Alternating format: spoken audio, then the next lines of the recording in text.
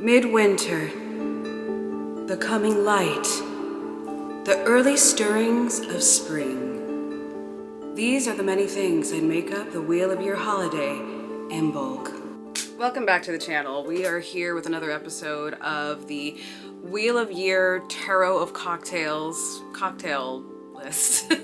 This is the series where we make cocktails inspired by the different sabbats of the Wheel of Year, and we learn about the tarot cards that go along with this Tarot of Cocktail recipe book or deck of cards. I got this at like a thrift store, antique store, and we're gonna just use this video to have fun, make some cocktails or mocktails if you choose not to imbibe alcohol. We're gonna do some divination magic. We're gonna do some artisanal mixology, nice and soupy.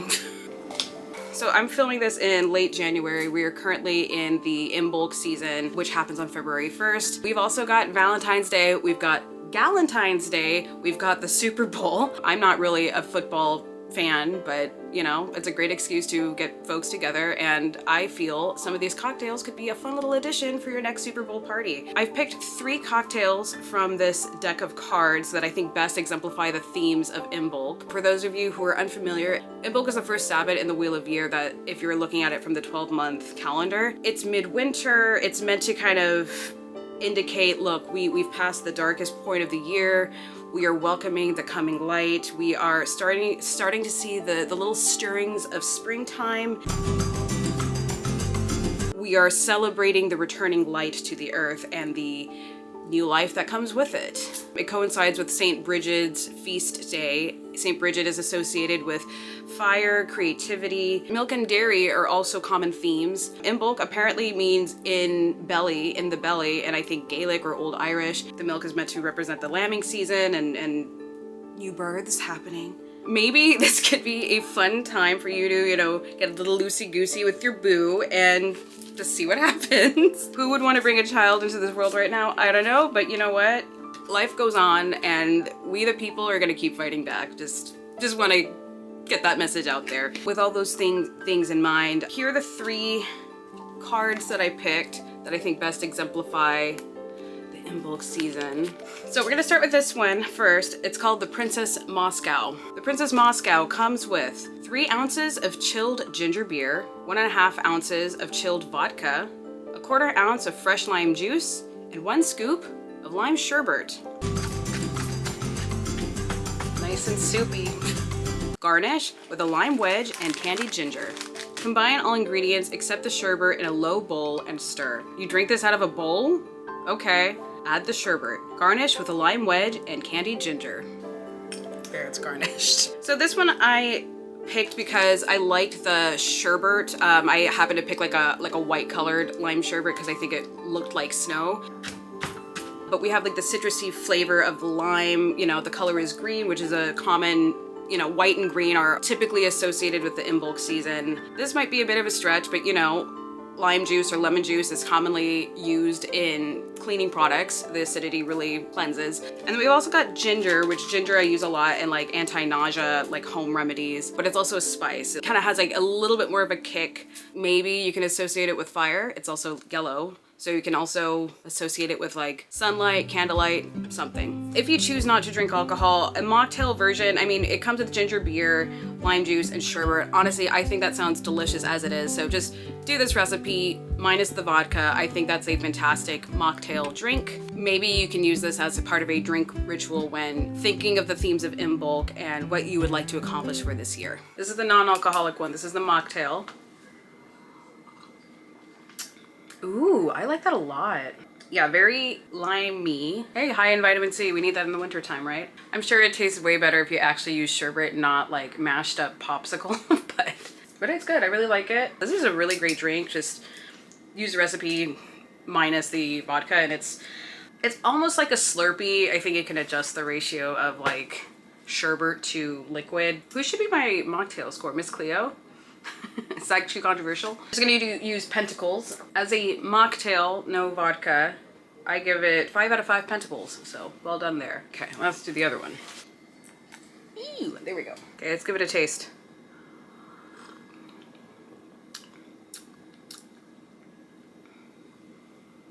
Okay, I hate to say it, I like it without the vodka. Without the vodka, it has like more like sweeter flavor, I guess. Yeah, it's a sweeter flavor. I do like this. It's very reminiscent of a gin and tonic. Obviously it has that like ginger flavor. The sherbet really brings it all together, I guess. I don't really taste the lime. I think the lime zest is doing a lot of the aromatics, but it's good. So because this is a cocktail, we're once again using the Walter Mercado scale. I give it 4 out of 5 Walter Mercados, not bad. This feels more apropos for like a Super Bowl party. I'm not into sports at all. The way I feel about sports can be best illustrated by this clip from JoJo's Bizarre Adventure. Oh, that's a baseball! But I do like this. I'll probably finish this tonight. Cheers, happy Imbolc. The tarot card in the 𝒉𝒂𝒊𝒏𝒕 deck that it best exemplifies is the 8 of Pentacles. So I use Biddy Tarot as my main source of defining this. Just FYI, it's your practice, it's subjective to you, so it's all, you know, open to interpretation. Upright, it can mean apprenticeship, repetitive tasks, mastery, and skill development. Reversed, it can mean self-development, perfectionism, or misdirected activity. So this time of year, you know, I'm filming this at the end of January. A lot of people typically do New Year's resolutions.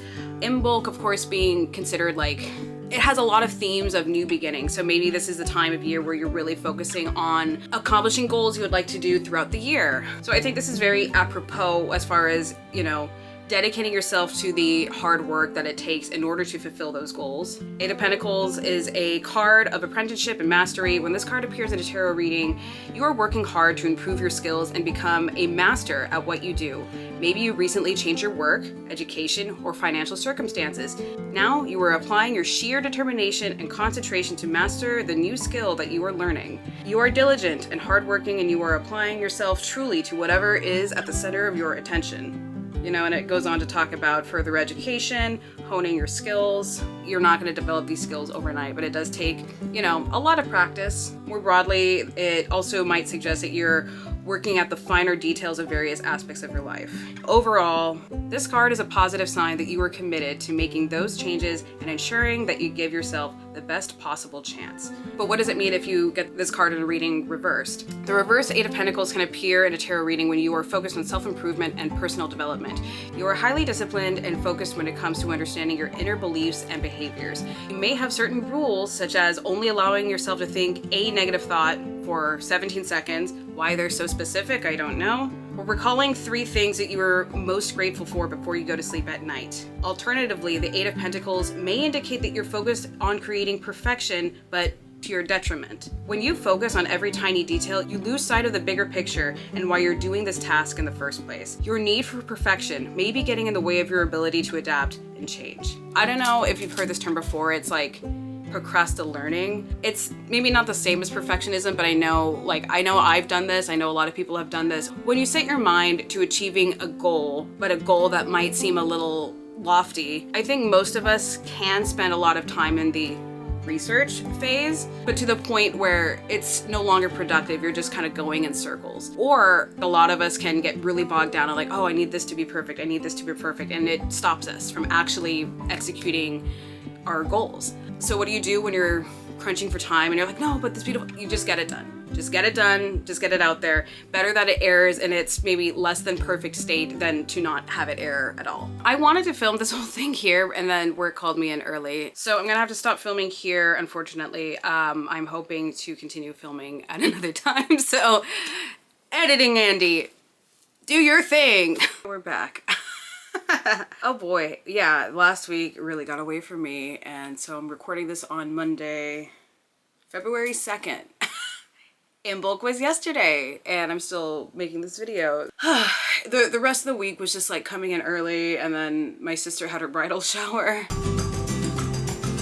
We're back, yay! So we're gonna try the 2 other drinks now.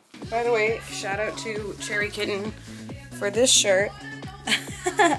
Because I'm immature. Next up, we've got the Seer of Dreams. So what you will need is 1.5 ounces of chilled bourbon, 4 ounces of quality orange soda. Make sure it's quality, guys. None of this Fanta bullshit. 1 scoop vanilla ice cream, and garnish with an orange wedge. Combine the soda and bourbon in a low ball and stir. Add ice cream.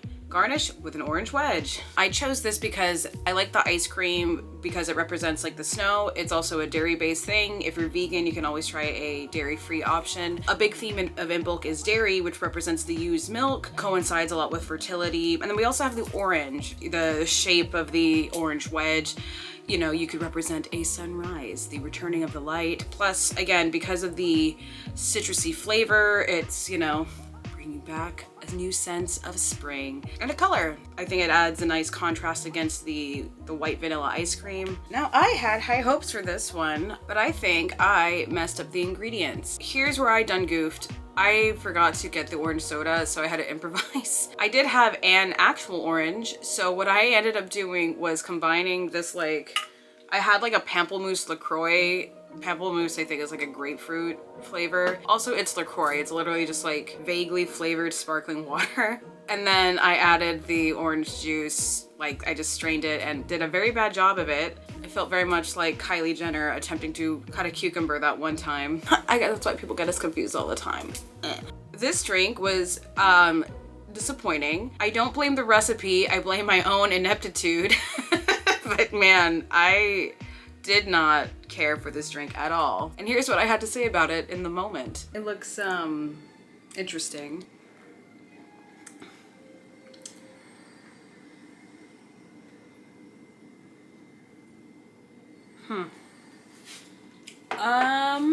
Underwhelming. Joe, I know you're watching this. I hope you enjoyed that. Jesus.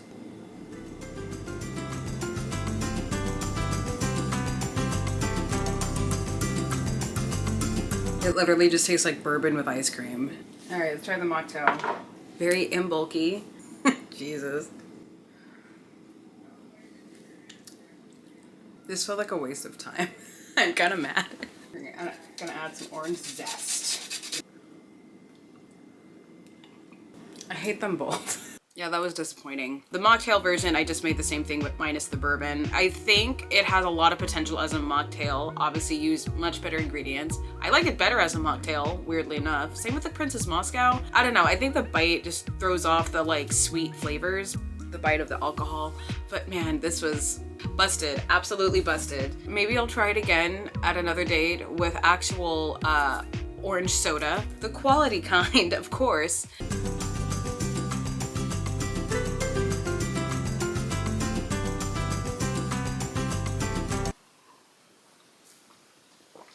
Infinitely better. So rest assured, it's healthy soda. Cheers. Tastes like an old situationship I had that ended poorly. I don't like the look. It tastes fine. I don't like this weird, like, I don't know what you would call this. It does not look good. Taste-wise, far better than the last one though. Oh my God. I'm still not in love with it, but congratulations. I don't know if I rated this like at a 1 or a 2, but the mocktail has jumped up to a 3. The cocktail I give it a 4 out of 5 actually. Now the Seer of Dreams seems to mirror a lot the Two of Swords card.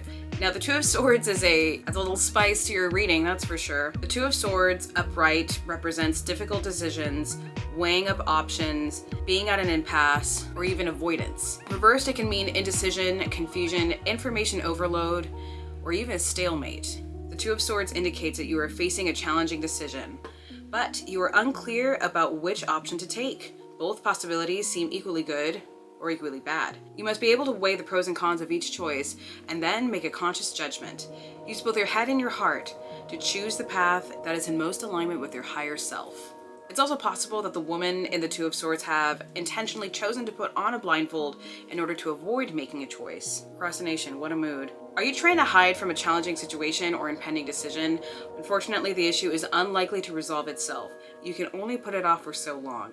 At some point, you're going to have to make a move. But yeah, we're now in February. We're in the second month of the year. The first month this year was absolutely bonkers. Assuming that you are not impacted by the, current hellscape that we're living in, chances are this is kind of like the point where we starting to slip away from our intended resolution. Maybe you're really focusing on where do you want to go for the rest of the year? What goals do you want to achieve? And Sometimes it is tough executing the ideas that we want to achieve. I know a lot of people do this, like procrastinate learning, just constantly being like, oh, I'm still researching this, I'm still researching that. Lord knows that I've done it many, many times. Hell, even starting this channel, I did it for, you know, 10 years. But yeah, much like what the cards say, the Two of Swords, it's like, you're going to have to make a decision. You're going to have to take that risk. I mean, you don't have to take that risk, but if this is something that you believe is worth pursuing, then at some point you're going to have to make a decision. Now let's talk about the reversed Two of Swords. The Two of Swords reverse suggests that you are facing a difficult decision and you cannot decide which direction to take.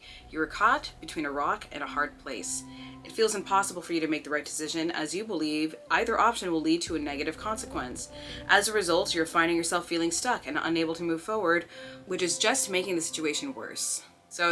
So far it seems very similar to the upright. Maybe this is a very like straightforward card. It's just reversed or upright. It means the same thing. So either way, whether it's reversed or upright, the common theme is that you're gonna have to execute a decision sooner or later. Otherwise it might be detrimental to your well-being. Yeah, the Seer of Dreams, much like the actual drink itself, was you know, a very bittersweet, disappointing drink with a card with a very sobering message. So go figure. But yeah, hopefully if you're in a position where you're like having trouble making a decision as you imbibe this drink, hopefully this can help you, you know, be mindful about where you want to go next with whatever decisions you need to make, and it gives you a little bit of clarity for what you would like to do. After all, it tells you to trust your intuition. Can you tell that I've worked in a newsroom for 10 years? Intuition. Can you trust it? The answers might surprise you. More after the break. But where there is disappointing drinks, there is a light at the end of the tunnel. After all, that's what Imbolc is meant to represent. So the last drink on this list that I've chosen is the Spice of Life. The recipe is 1.5 ounces of reposado tequila, 1/2 ounce of fresh lemon juice, 1/2 ounce of ginger chili Szechuan syrup. I replaced it with this like hot honey thingy. 2 ounces of soda, and garnish with slapped basil. I couldn't find a basil plant in the grocery store, but whatever. So instead I bought a jalapeno and used that as a garnish. I shake all the ingredients except the soda with ice.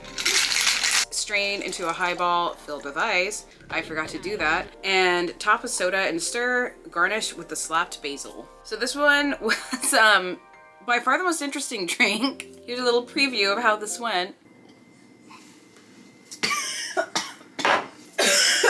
That'll put some hair on your chest, good lord. I chose this for Imbolc because because of the peppery flavors. Imbolc is a time of awakening, and what better way to awaken you with some spice.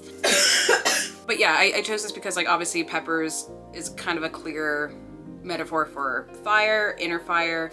Awaken your inner flame. We rested a lot during Yule, but now with Imbolc, springtime is near, so it's time to start getting going. So that's why I picked this one. There's also other elements like lemon juice, you know, again, we kind of incorporate that like citrusy flavor. Man, we really cover the whole gamut of citrus flavors. We have lime, orange, and now lemon. And then of course the chili syrup will really add a kick there. I did enjoy this drink, however, my initial sip went like this.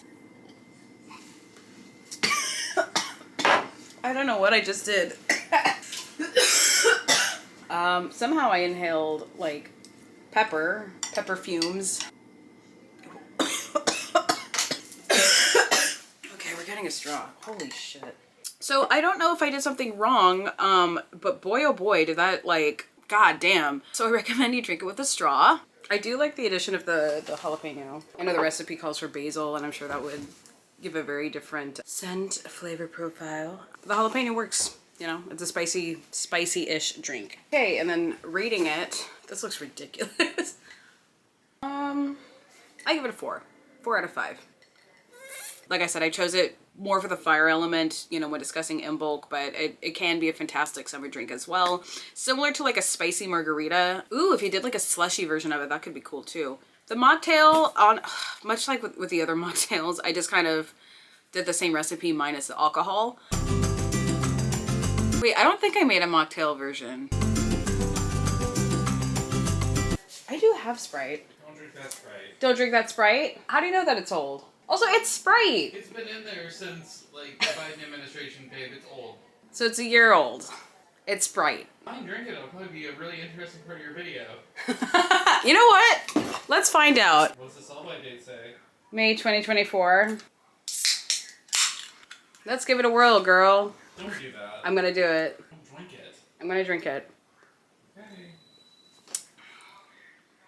It tastes like Sprite. It's fine. They put so many chemicals in this thing. It's meant to like last through a nuclear holocaust. Like, It says that it's only meant to last until nuclear holocaust that ended in May of 2024. Just use a lime LaCroix that we have abundance of. well, there you go. A lime LaCroix could be an excellent mocktail addition. In addition to over 2 years old Sprite that's been in your fridge for that long. Anyway, 4 out of 5. I'll do a mocktail off camera if I feel like it. I'll do an update if I die or get food poisoning from this. I think I'll be fine.